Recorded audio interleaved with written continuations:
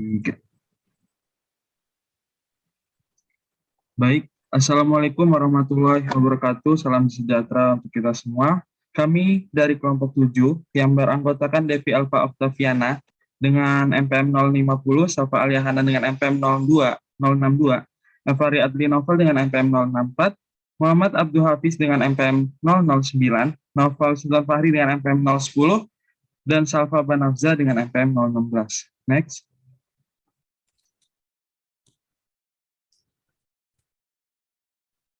Bertepatan dengan tugas Project Based Learning, kami akan menjelaskan tentang kajian komprehensif atas implementasi analisis laporan keuangan di perusahaan PT Boston Furniture, Industries Tbk, dan PT Cahaya Bintang Medan Tbk pada tahun 2019 dan 2020. Next.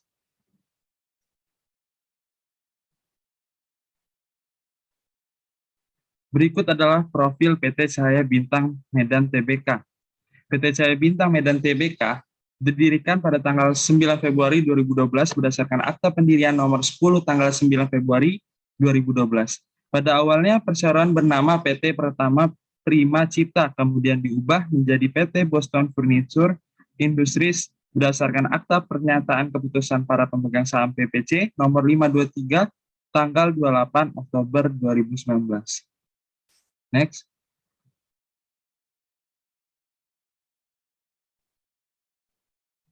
Visi PT Boston, visi PT Cahaya itu dengan semangat dan kekuatan dari teamwork menghasilkan produk berkualitas serta memberikan pelayanan yang terbaik sehingga menjadi pemimpin industri furnitur asal Sumatera yang unggul di Indonesia dan memenangkan persaingan internasional. Next. Misinya yaitu menghasilkan produk furniture berkualitas tinggi, melakukan penerapan quality asuransi, terus mengadopsi dan mengimplementasikan perlengkapan dan teknologi produksi terkini, lalu mengolah dan mengembangkan sumber daya manusia yang profesional, serta berinovasi menghasilkan layanan purna jual terbaik dan menjalin kerjasama sebagai mitra bisnis dari para bisnis partner untuk menghasilkan keuntungan bersama jangka panjang. Next. Lalu berikut ada profil PT Boston Furniture Industry Tbk. Berdiri sejak tahun 2012, PT Boston Furniture Industry Tbk bergerak dalam bidang industri furniture berbahan kayu dan logam untuk kebutuhan rumah tangga dan perkantoran dengan berbagai jenis produk dan varian. Pada awalnya, perseroan bernama PT Pratama Prima Cipta, kemudian diubah menjadi PT Boston Furniture Industry berdasarkan Akta Pernyataan Keputusan para pemegang saham PPC nomor 523 tanggal 28 Oktober 2019. Next. Visi dari PT Boston itu menjadi produsen furnitur nasional yang menghasilkan produk yang berkualitas kelas dunia. Selanjutnya akan dijelaskan oleh teman saya.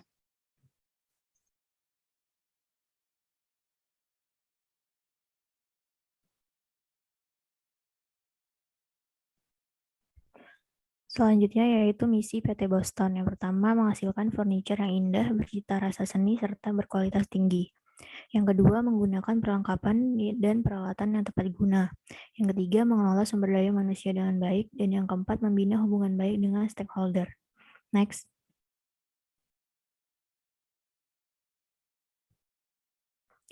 Selanjutnya yaitu analisa laporan keuangan. Pada PBL ini, kelompok kami menggunakan analisis rasio keuangan.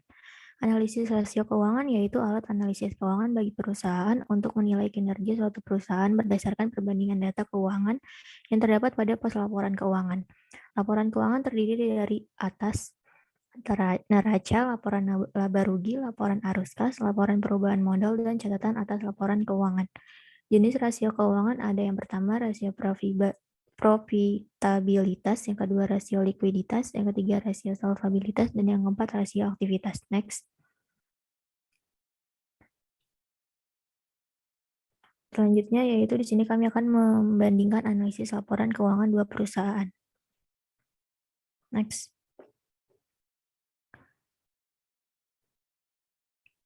Yang pertama rasio lancar.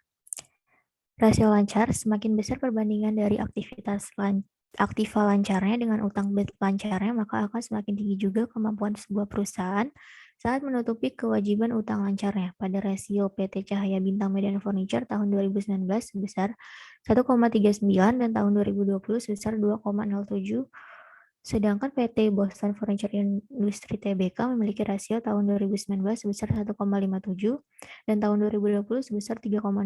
Jika dibandingkan, dapat dilihat PT Boston Furniture yang lebih mampu untuk memenuhi kewajiban lancarnya sehingga tingkat likuiditas perusahaan lebih baik daripada PT Cahaya Bintang Medan Furniture. Selanjutnya akan dilanjutkan oleh rekan saya.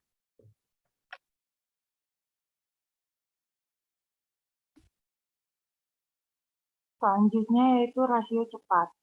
Dapat dilihat pada PT Cahaya Bintang Medan Furniture Tbk memiliki rasio yang kurang dari 1 pada kedua tahunnya, yaitu sebesar 0,67 dan 0,92. Sedangkan PT Boston Furniture Industry Tbk memiliki rasio yang lebih dari 1 pada kedua tahunnya, yaitu sebesar 1,01 dan 2,24. Artinya PT Boston Furniture Industry Tbk lebih baik dalam mengelola aset likuidnya.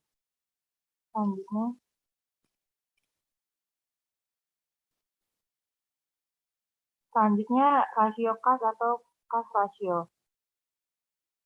Suatu perusahaan akan dikatakan memiliki uang yang cukup untuk membayar tagihan jangka pendeknya jika nilai kas rasionya adalah 1,0.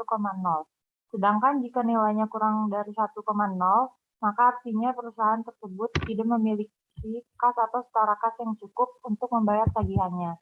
Dan jika nilainya adalah lebih dari 1,0, maka bisa dipastikan bahwa perusahaan mempunyai jumlah kas yang cukup untuk membayar kewajibannya. Dapat dilihat, kedua perusahaan memiliki rasio yang berada di bawah 1,0.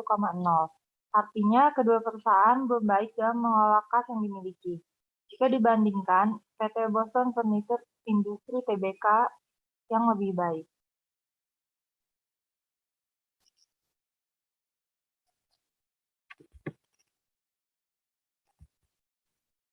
Selanjutnya, debt to asset ratio. Debt to asset ratio adalah rasio yang mengukur seberapa besar aset perusahaan dapat menanggung utang yang dimiliki korporasi tersebut. Pada PT Boston Furniture Industry Tbk memiliki rasio yang cukup besar, yaitu pada tahun 2019 sebesar 1,58 dan 2020 sebesar 3,17. Menunjukkan perusahaan perlu menyediakan aset likuid untuk mengangsur hutang yang dimilikinya. Sedangkan PT Cahaya Bintang Medan Furniture Tbk memiliki rasio yang cukup baik, yaitu di bawah 1, artinya perusahaan mampu mengelola utang yang digunakan untuk mengangsur hutang yang dimilikinya. Sedangkan PT Cahaya mampu mengelola hutang yang digunakan untuk aset. Next. Selanjutnya, debt to equity ratio. Debt to equity ratio digunakan untuk menilai seberapa sehat utang perusahaan. Semakin rendah rasio DER akan semakin bagus kondisi fundamental perusahaan. Dari kedua perusahaan dapat dilihat sama-sama memiliki rasio yang cukup baik. Namun pada 2019, PT Boston Furniture Industry memiliki rasio di atas 1, yang artinya perusahaan memiliki utang yang lebih besar daripada aset. Nah, kemudian di tahun 2020, perusahaan mengalami perubahan yang cukup baik.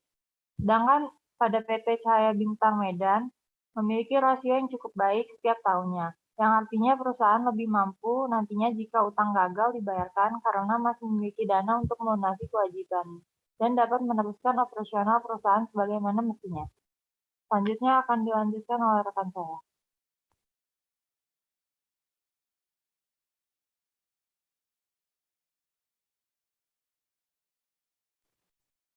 Selanjutnya yaitu price to book ratio pada Cahaya Bintang Medan dan pada PT Boston Furniture.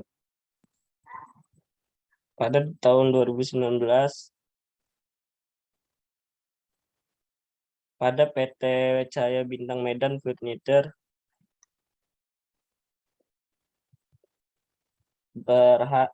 yang hasilnya yaitu 3,12 pada 2019 dan pada tahun 2020 yang cash ratio-nya yang berhasil 2,38.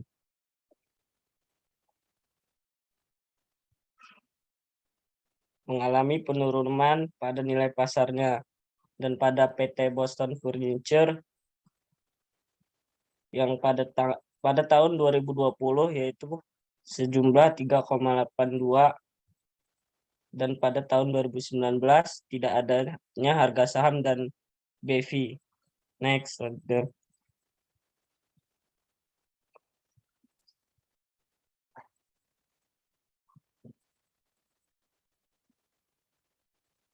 Arus kas operasi pada PT Cahaya Bintang Medan yaitu pada tahun 2019 yang berjumlah 0,375, dan pada tahun 2020 0,309 yang mengalami penurunan. Dan pada PT Boston Furniture Industri Tbk pada tahun 2019 yaitu berjumlah 0,54, dan pada tahun 2020 jumlah 1,13 yang mengalami kenaikan cukup signifikan. Next.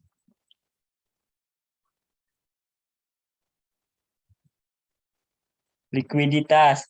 Secara keseluruhan, PT Boston Furniture lebih baik daripada PT Cahaya Bintang Medan karena rasio likuiditas pada PT Boston selalu lebih tinggi daripada PT Cahaya Bintang Medan, dan hasil rasionya mayoritas lebih dari 1. Hal ini menandakan kinerja keuangan PT Boston bagus. PT Boston lebih direkomendasikan kepada pihak internal, yaitu yang pertama pemilik perusahaan, karena perusahaan sudah mempunyai aset lancar dan kas dan setara kas yang cukup untuk membayar hutang lancar yang ada akibat dari pendistribusian aktiva lancar dalam bentuk investasi lain yang dilakukan secara maksimal. Yang kedua yaitu pihak manajemen perusahaan, karena dapat membantu mereka untuk mengambil perencanaan bisnis yang matang di masa depan dan membantu mereka untuk melakukan pemeriksaan efisiensi modal kerja untuk menentukan persediaan dan aktiva lancar lainnya. Karyawan, rasio likuiditas yang tinggi mempengaruhi gaji mereka, di mana semakin tinggi likuiditas, maka semakin tinggi pula gaji yang mereka dapatkan, sehingga semangat dan kinerja karyawan akan semakin tinggi dalam bekerja dan dapat membantu perkembangan bisnis perusahaan. Next slide. Solvabilitas. Dari segi solvabilitas, posisi dan kondisi perusahaan lebih baik PT Cahaya Bintang Medan daripada PT Boston. Karena hasil rasio PT Cahaya Bintang Medan selalu lebih baik, yaitu kurang dari 1. Hal ini menandakan kemampuan PT Cahaya Bintang Medan dalam membayar seluruh kewajibannya lebih baik karena aset, serta ekuitas yang memiliki perusahaan lebih besar daripada kewajiban yang ada. PT Cahaya Bintang Medan ini sangat direkomendasikan kepada pihak internal, yaitu 1. Pemilik perusahaan, karena dengan cukup baiknya kemampuan perusahaan membayar kewajiban, maka pemilik perusahaan tidak harus menjual aset pribadi yang ada, serta pemilik perusahaan tidak harus menanggung risiko kebangkrutan yang ada. Yang kedua yaitu bagi pihak manajemen perusahaan, rasio solvabilitas ini menandakan status keseimbangan perusahaan antara jumlah modal dan aktiva tetap yang ada, dan pengoptimalan sumber daya sehingga pihak manajemen dapat melakukan kegiatan operasional dan memanfaatkan aktiva yang ada dengan baik. Yang ketiga yaitu bagi karyawan, dengan rasio ini yang baik, berarti gaji para karyawan tidak akan terpengaruh untuk membantu membayar kewajiban tersebut, sehingga jumlah gaji karyawan yang akan tetap. Hal ini membuat para karyawan senang dan meningkatkan kinerja karyawan dan perkembangan bisnis. Selanjutnya akan disampaikan oleh teman saya.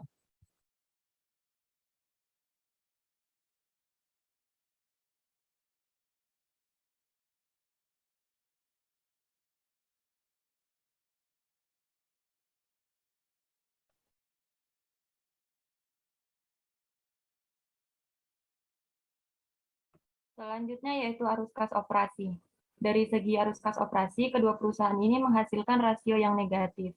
Namun PT Cahaya Bintang Medan lebih baik karena rasio perusahaan tersebut lebih besar daripada PT Boston Furniture yang jauh di bawah rasio standar yaitu 1. Oleh karena itu, PT Cahaya Bintang Medan lebih direkomendasikan pada pihak internal, yaitu pertama, pemilik perusahaan, karena PT Cahaya Bintang Medan memiliki risiko kebangkrutan yang lebih kecil daripada PT Boston, sehingga pemilik perusahaan tidak perlu khawatir, namun pemilik perusahaan harus menjadikan rasio tersebut sebagai acuan peningkatan investasi. Yang kedua, bagi pihak manajemen, AKO yang baik dapat memudahkan perusahaan untuk melakukan perencanaan bisnis di masa yang akan datang. Namun dengan rasio AKO PT Cahaya Bintang Medan yang masih di bawah standar, pihak manajemen tetap harus melakukan evaluasi dan meningkatkan penjualan yang ada. Kemudian yang terakhir, bagi pihak karyawan, AKO akan berpengaruh terhadap gaji karyawan jika aktivitas operasi yang berjalan tidak menguntungkan. Namun setidaknya, para karyawan dengan PT Cahaya Bintang Medan mendapatkan gaji yang lebih daripada PT Boston Furniture. Next.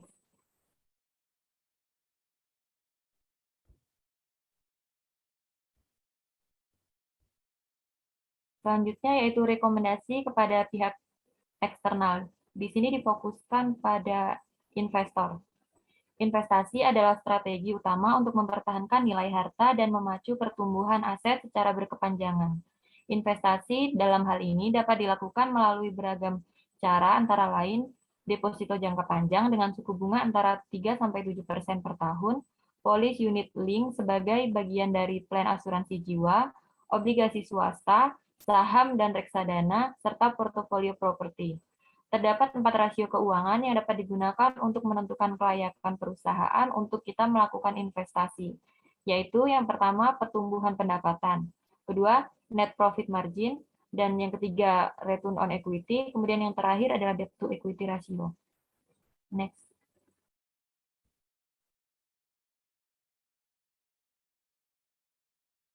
Pertama yaitu pertumbuhan pendapatan.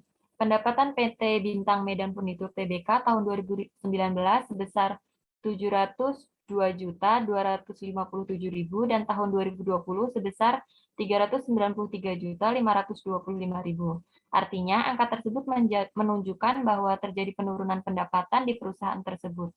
Penurunan tersebut sebesar 308.732.000. Berdasarkan angka tersebut, artinya dari segi pertumbuhan pendapatan, PT Bintang Medan Furniture Tbk kurang layak sebagai tempat para investor untuk melakukan investasi. Kemudian pendapatan PT Boston Furniture Industry Tbk tahun 2019 yaitu sebesar 913.720.000 dan tahun 2020 sebesar 6.835.188.000. Artinya, angka tersebut menunjukkan bahwa terjadi peningkatan pendapatan di perusahaan tersebut. Peningkatan terjadi sebesar 5.921.468.000. Berdasarkan angka tersebut, artinya dari segi pertumbuhan pendapatan, PT Boston Furniture Industry Tbk layak sebagai tempat para investor untuk melakukan investasi. Next.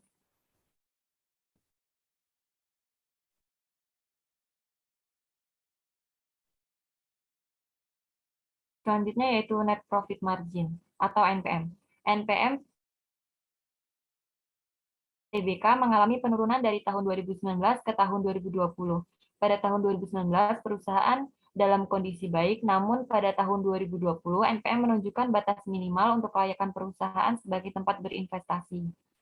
Kemudian NPM pada PT Boston Furniture Industry Tbk juga mengalami penurunan.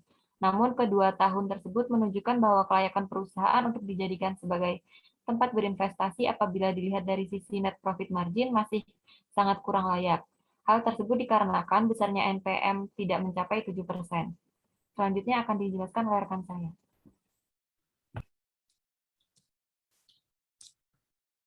Selanjutnya return on equity atau ROE. ROE PT Bintang Medan Furniture Tbk mengalami penurunan dari tahun 2019 ke tahun 2020. Pada tahun 2019, perusahaan mendekati kondisi kinerja yang baik, namun pada tahun 2020, ROE mengalami penurunan yang drastis, sehingga dari sisi ROE perusahaan dianggap kurang baik untuk dijadikan tempat berinvestasi. ROE PT Boston Furniture Tbk juga mengalami penurunan, namun kedua tahun tersebut menunjukkan bahwa kelayakan perusahaan untuk dijadikan sebagai tempat berinvestasi apabila dilihat dari sisi return on equity masih sangat kurang layak. Hal tersebut dikarenakan besarnya ROE tidak mencapai 15%. Next. Debt to equity ratio atau DER. DER PT Bintang Medan Furnitur Tbk tahun 2019 sebesar 0,46 dan tahun 2020 sebesar 0,36. Angka tersebut menunjukkan bahwa terjadi penurunan perbandingan relatif antara modal pemegang saham dan utang yang digunakan untuk membiayai aset perusahaan. Berdasarkan angka tersebut dapat disimpulkan bahwa dari sisi debt to equity ratio PT Bintang Medan Furnitur Tbk layak dijadikan sebagai tempat untuk berinvestasi. DER PT Boston Furniture Indonesia Industri Tbk tahun 2019 sebesar 1,8 dan tahun 2020 sebesar 0,47. Angka tersebut menunjukkan bahwa terjadi penurunan yang drastis dari perbandingan relatif antara modal pemegang saham dan utang yang digunakan untuk membiayai aset perusahaan. Berdasarkan angka tersebut dapat disimpulkan bahwa dari sisi debt to equity ratio PT Boston Furniture Industri Tbk layak dijadikan sebagai tempat untuk berinvestasi. Next. Kesimpulan berdasarkan keempat rasio keuangan tersebut, PT Cahaya Bintang Furnitur Tbk unggul pada net profit margin, return on equity, dan debt to equity.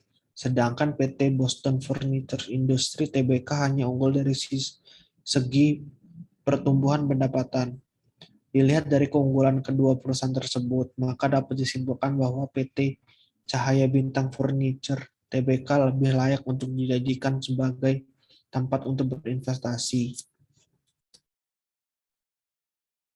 Simpulan. Dari analisis sebelumnya dapat disimpulkan bahwa PT Cahaya Bintang Medan lebih kami rekomendasikan kepada pihak internal dan eksternal karena perusahaan tersebut unggul dalam segi likuiditas, arus kas operasi, dan rasio keuangan.